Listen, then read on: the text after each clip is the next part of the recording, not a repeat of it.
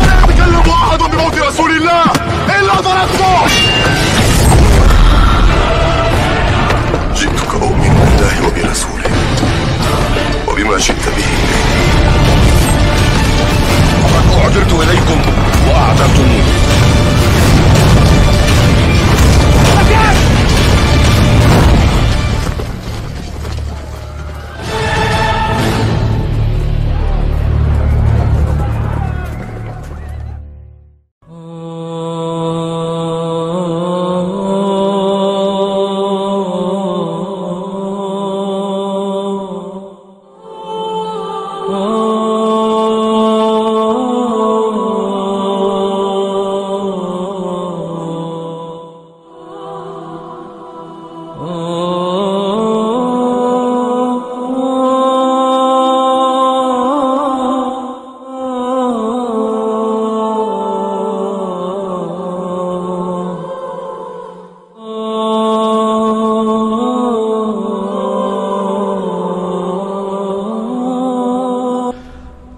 Hadirin jemaah rahimakumullah, kita akan melanjutkan pengajian kita. Masih kita membahas tanda-tanda besar yang ke-9, yaitu dabatul ard, munculnya binatang melata dari perut bumi. Pertemuan sepekan yang lalu kita telah menyampaikan berdasarkan dalil daripada Al-Quran dan beberapa asar para sahabat dan pendapat para ulama. Dan kita akan lanjutkan tanda yang ke-9 ini, dan ini yang terakhir dari tanda yang ke-9. Setelah itu kita akan memasuki tanda yang terakhir, yang ke-10.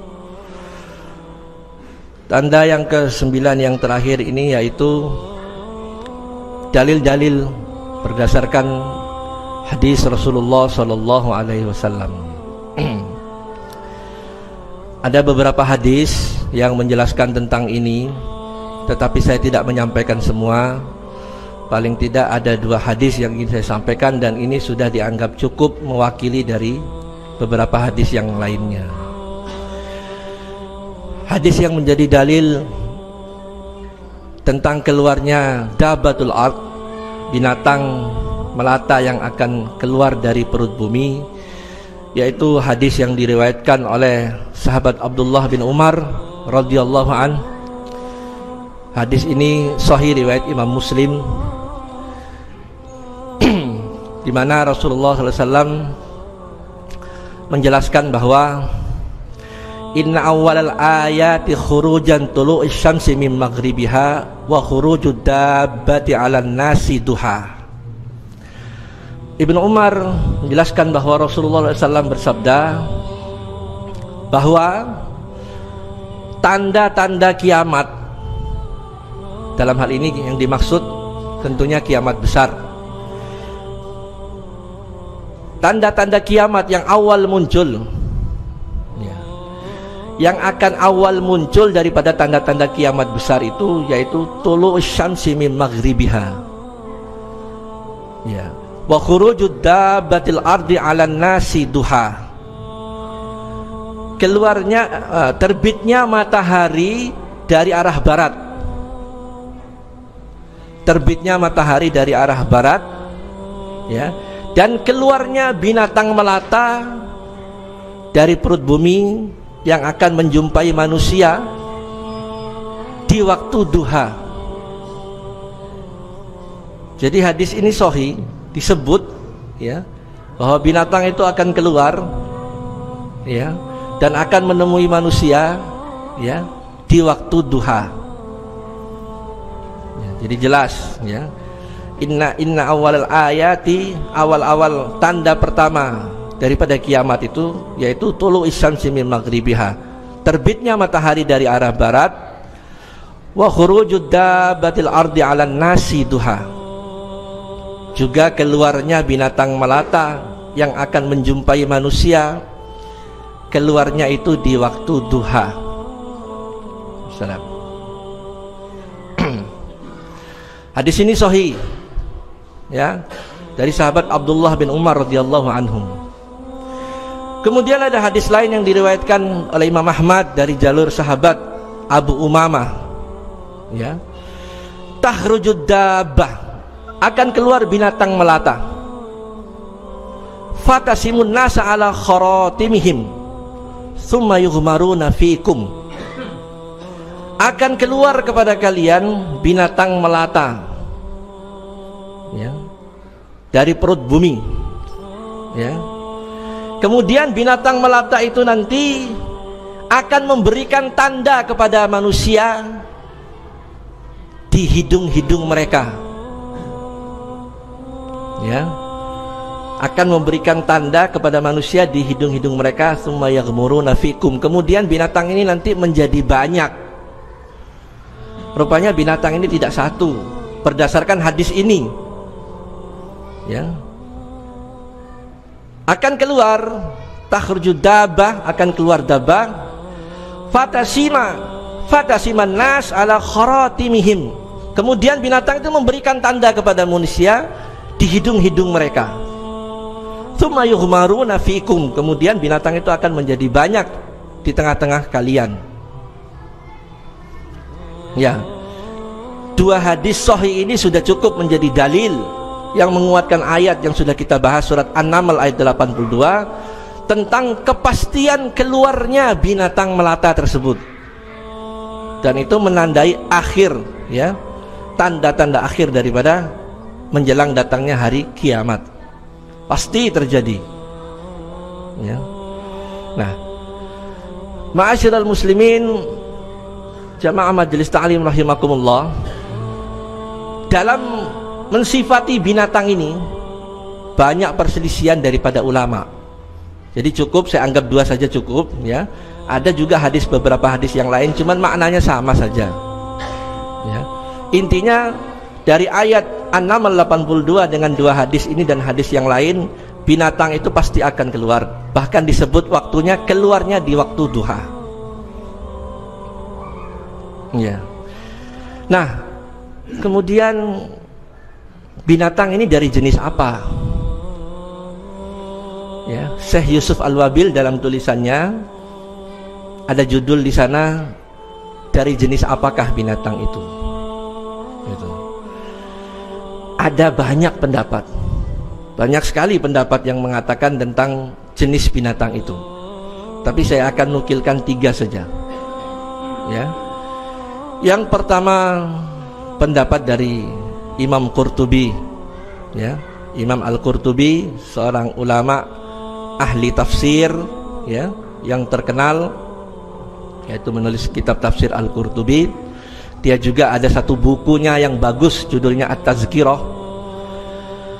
Imam Al-Qurtubi, ya, di dalam tafsirnya maupun dalam Tazkirah juga beliau menjelaskan bahwa binatang yang dimaksud oleh ayat itu dan oleh hadis yaitu binatang anak unta daripada Nabi Soleh alaihi salam.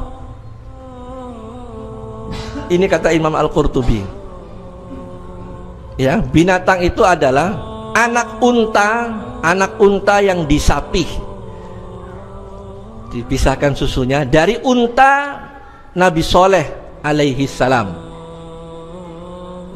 Pernah dengar kisah Nabi Soleh dengan untanya itu, ya?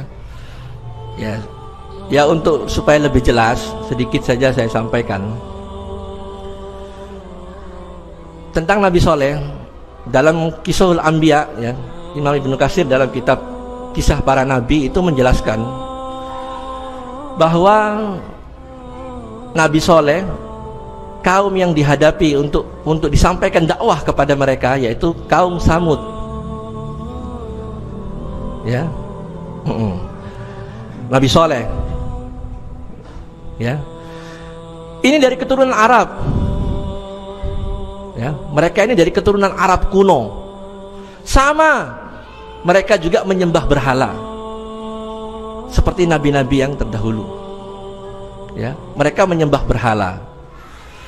Nah, biasa setiap nabi itu ditampilkan, entah waktunya berapa ribu tahun, wallahu alam, Allah yang maha tahu, untuk memperbaharui ajaran yang sudah ditinggalkan sudah lama. Dan semua nabi-nabi itu sama, misi semua nabi itu sama, membawa ajaran tauhid. Sama dari nabi pertama sampai nabi dan rasul terakhir, yaitu nabi kita. Bahkan ada satu hadis sahih menjelaskan bahwa nabi-nabi itu, kata Rasulullah, ibarat bangunan. Bangunan ini sudah berdiri tegak tersusun, cuman ada satu ruang bangunan itu yang belum terisi. Nah, kata Nabi, akulah yang melengkapi, mengisi bangunan yang belum tuntas itu, ya. Jadi ajaran yang dibawa oleh Nabi Muhammad ini menyempurnakan daripada seluruh ajaran yang dibawa oleh para nabi. Agama semua nabi itu semuanya sama, Islam. Misi yang dibawa semuanya sama, tauhid. Ya, mereka mendakwakan tauhid, ya, kemudian mengingatkan akan kesyirikan, ya. Nah, semua nabi sama, termasuk Nabi Saleh ini. Nah, ketika Nabi Saleh mendakwakan tauhid kepada mereka yang menyembah berhala, mereka dengan 1001 macam alasan menolak. Sehingga pada satu hari ketika mereka berkumpul di satu padang, di satu lembah, ya, di satu lembah, Nabi Saleh kembali mendakwakan kepada mereka, ya, untuk beriman kepada Allah, ya, untuk menjauhi berhala.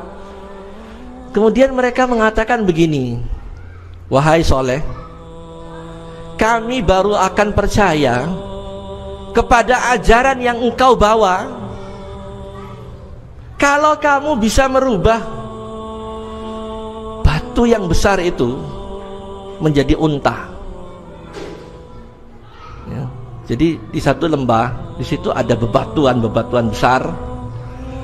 Kata umat yang dihadapi oleh Nabi Saleh ini, kami baru mau beriman kalau kamu bisa merubah batu besar itu menjadi unta. Yang ciri-cirinya, bayangkan, ini cerewet amat umat ini, ya.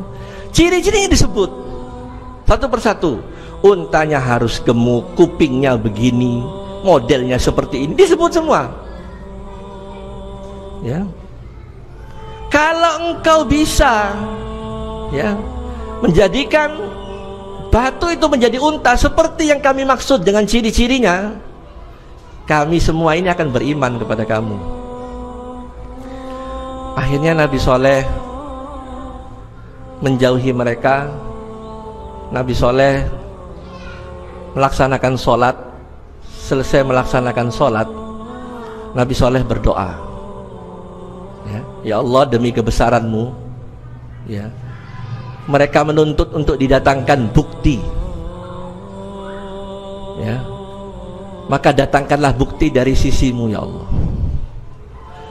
Subhanallah, batu besar yang mereka tunjuk itu benar-benar jadi unta. Keluar dari batu itu unta, persis seperti apa yang mereka inginkan, dengan ciri-ciri persis. Kaget mereka, keadaan langsung berubah. Sebagian orang yang ada di tempat itu sontak beriman kepada Nabi Saleh, tetapi sebagian juga tetap kafir, malah bertambah kafirnya, ya, kekafirannya makin jadi gitu. Nah, itu ceritanya. Sehingga Nabi Saleh mengatakan kepada mereka, unta ini merupakan, ya, mukjizat, dan ini datang dari sisi Allah. Jangan coba kalian menyakiti unta ini, biarkan dia hidup, biarkan dia berjalan kemana dia mau, jangan coba diganggu dan disakiti. Akhirnya mereka memenuhi permintaan Nabi Saleh. Unta itu dibiarkan hidup beberapa lama sampai dia beranak. Ya, bahkan dijelaskan dalam Kisah Al-Anbiya itu banyak orang yang manfaatkan susu unta itu, ya, sampai beberapa lama. Mereka takut karena Nabi Saleh mengatakan unta ini mukjizat dari Allah, kalian jangan coba menyakiti unta ini gitu. Tetapi lama kelamaan karena kekafiran mereka, ya, demi ego untuk mempertahankan keyakinan mereka, akhirnya kebenaran itu ditolak oleh mereka. Ya, memang salah satu penghalang sampainya hidayah itu ego. Ya, ada beberapa penghalang hidayah. Kalau orang satu saja ada pada mereka ciri ini, sulit kebenaran itu diterima. Ya, mengikuti kebanyakan orang. Nah, ini penghalang hidayah yang pertama ini. Mengikuti kebanyakan orang. Kebenaran yang diukur dengan banyaknya orang. Kalau satu kebenaran itu orang banyak itu melakukan, dianggap itu pasti benar. Sehingga ketika ada orang menyampaikan kebenaran yang sebenarnya hanya karena jumlah mereka sedikit, ditolak. Kalian saja segelintir orang yang seperti itu. Orang banyak nggak begitu kok. Ya, orang banyak di mana-mana nggak seperti kalian. Saya kasih contoh yang ringan saja. Dan ini pasti dan semua akal bisa mencerna. Sholat saja. Sebelum imam itu sholat, imam itu biasanya mengingatkan, sawu sufufakum fa inna taswihatus sufuf min tamamis sholat. Rapatkan dan luruskan barisan kalian. Karena rapat dan lurusnya barisan itu kesempurnaan sholat. Semua orang tahu ini. Tetapi ketika ada segelintir orang yang sadar dan tahu makna itu, betul-betul merapatkan barisan, sholatnya rapat, kakinya ujung dengan ujung ini bertemu, dilihat oleh orang lain, sembahyang awali kah? Sholat apa lagi itu kok kakinya pakai begini? Gitu. Ini benar ini. Bahkan saya pernah tahu yang ngomong begini ini orang yang dianggap tokoh. Coba lihat sholat mereka itu. Sholat apa lagi itu katanya. Ini bukan rumor loh, benar ini. Kenapa? Orang lain gak seperti mereka itu. Dia sebut mulai nama-nama orang yang dianggap tokoh. Ustadz ini itu ustadz, sholatnya juga nggak kayak mereka. Banyak ustadz, sholatnya nggak kayak mereka. Ini contoh kecil ini. Gitu. Belum masalah-masalah yang lain. Ini kebanyakan orang pertama. Yang kedua mengikuti tradisi. Ya, penghalang hidayah yang kedua mengikuti tradisi. Diberitahu jangan lakukan ini. Ini tidak pernah dilakukan oleh Rasulullah. Para sahabat tidak pernah melakukan ini. Contohnya hari ke-7 kematian, hari ke-3, hari ke-40, hari ke-1000. Ya, apa jawaban mereka? Kalian saja yang begitu. Ya, nenekmu, kakekmu dulu juga enggak seperti kalian. Gitu. Jadi kembalinya bukan kepada Al-Quran dan Sunnah, kembalinya kepada kakek, nenek. Persis jawaban kaum yang dihadapi Nabi Ibrahim alaihissalam. Qalu ma wajadna aba'ana laha abidun. Kami nggak mau ikut kamu Ibrahim. Kami hanya mau ikut bagaimana nenek moyang kami beribadah seperti itu. Ya seperti itu kami lakukan. Jadi penghalang hidayah yang kedua itu mengikuti tradisi nenek moyang. Padahal nenek moyang kita ini Mojopahit, Sriwijaya, Hindu dan Buddha, itu yang diikuti. Ya toh? Kemudian yang ketiga, cinta dunia berlebihan. Cinta dunia berlebihan. Kalau orang sudah cinta dunia berlebihan, nggak mau berpikir akhirat, diberitahu tentang ayat, alah kau makan itu ayat. Kalau mau jujur seperti kamu, nggak bisa kita hidup sekarang ini. Diberitahu, mari Pak kita mendengarkan ayat Allah dibacakan, lau penggomi, kamu saja pergi ke sana. Saya sibuk. Hati-hati Pak, ya. Harta Bapak itu uang harta simpanan yang di tangan Bapak itu milik Allah. Siapa bilang? Saya kerja keras kok. Nah ini jawabannya Qarun. Jawabannya Qarun. La tafroh, diperingatkan, hei Qarun, kau jangan bangga diri. Tapi nggak didengar oleh Qarun, ditenggelamkan oleh Allah. Yang keempat, nah ini yang keempat ini, ego. Abu Thalib itu jasanya luar biasa besarnya kepada Nabi. Ya, kalau saja tidak ada Abu Thalib, sudah lama mereka akan menyakiti secara fisik Nabi kita. Tetapi karena pengaruh ya Abu Thalib di tengah-tengah Quraisy luar biasa besarnya, mereka tidak berani menyentuh Nabi Muhammad SAW. Ya. Tetapi apa? Abu Thalib ketika sakarat, datanglah ya pembesar-pembesar Quraisy, 2 orang berdiri di samping kepala Abu Thalib. Nabi mengingatkan pamannya, "Ishhadu ya ammi ihtajju inda rabbi." Baca syahadat wahai pamanku, supaya aku bisa membelamu, berhujjah di hadapan Rabbku. Kata 2 orang yang musyrik ini, "Hei Abu Thalib, engkau ketua kami loh, guru kami, ulama kami, masa kau mau ikut keponakanmu?" Gengsi dia. Akhirnya mati kafir. 4 ini kalau ada satu saja dalam diri orang, sulit kebenaran masuk.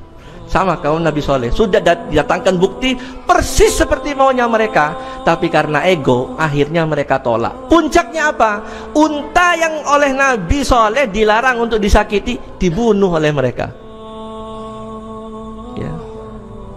Yang mereka juga ikut minum susunya, dibunuh oleh mereka. Bagaimana kisah pembunuhannya? Unta itu ditangkap beramai-ramai ya. Kemudian unta itu direbahkan. Di dekat unta itu ada anaknya yang masih menyusu ya. Akhirnya mereka bunuh unta itu. Anak unta ini lari ketakutan naik ke atas bukit. Naik ke atas bukit. Dari atas bukit itu dia melihat induknya disembelih ya. Dalam Qisahul Anbiya dijelaskan, Imam Ibnu Katsir menjelaskan, unta Nabi Soleh, anak unta Nabi Soleh itu ketika itu melenguh. Apa melenguh itu? Ya, anak unta Nabi Soleh itu melenguh 3 kali. Maka kata Nabi Soleh, anak unta yang induknya kalian bunuh itu melenguh 3 kali, kau tunggu 3 hari, azab Allah datang. Pas hari ketiga datang azab Allah. Hujan batu, petir yang dahsyat, gempa digoyangkan, habis semua. Gitu.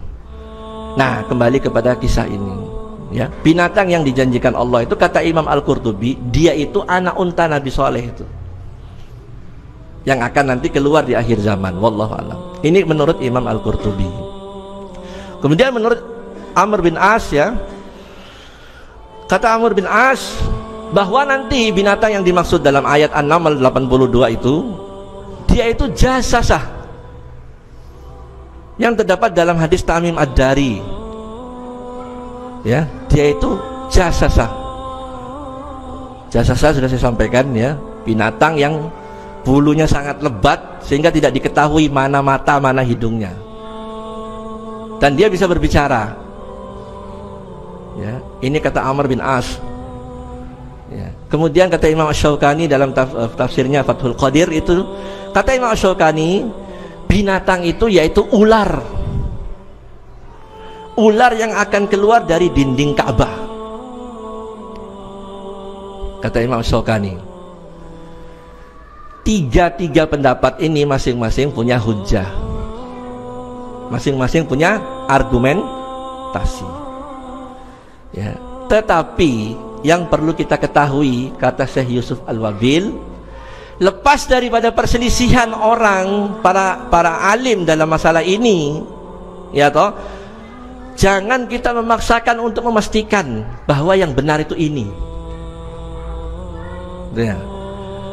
Dari banyaknya perselisihan para alim dalam masalah ini, jenis apa binatang itu, jangan sampai kita berani memastikan binatang itu ini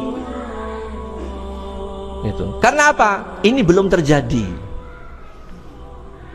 ya. Tetapi yang wajib kita beriman bahwa berdasarkan nas ayat maupun hadis, pasti akan muncul binatang dari perut bumi dan itu menjadi tanda dekatnya hari kiamat. Binatang itu akan menjumpai manusia dan dia akan berkata-kata kepada manusia, akan berbicara.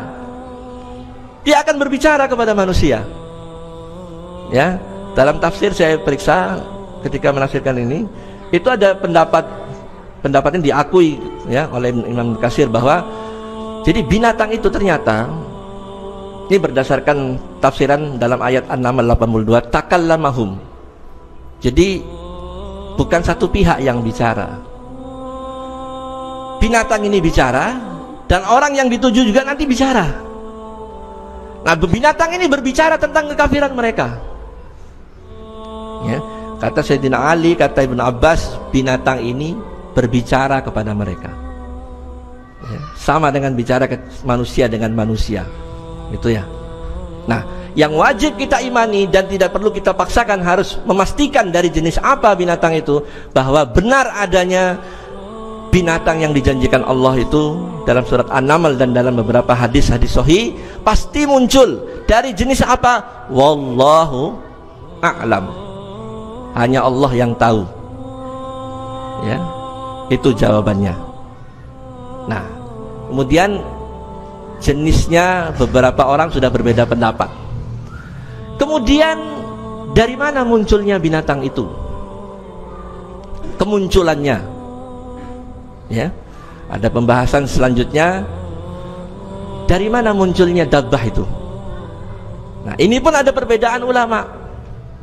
Ya, ulama berbeda juga. Ya, di antaranya bahwa binatang itu akan muncul dari masjid yang paling mulia yang ada di kota Mekah Al-Mukarramah.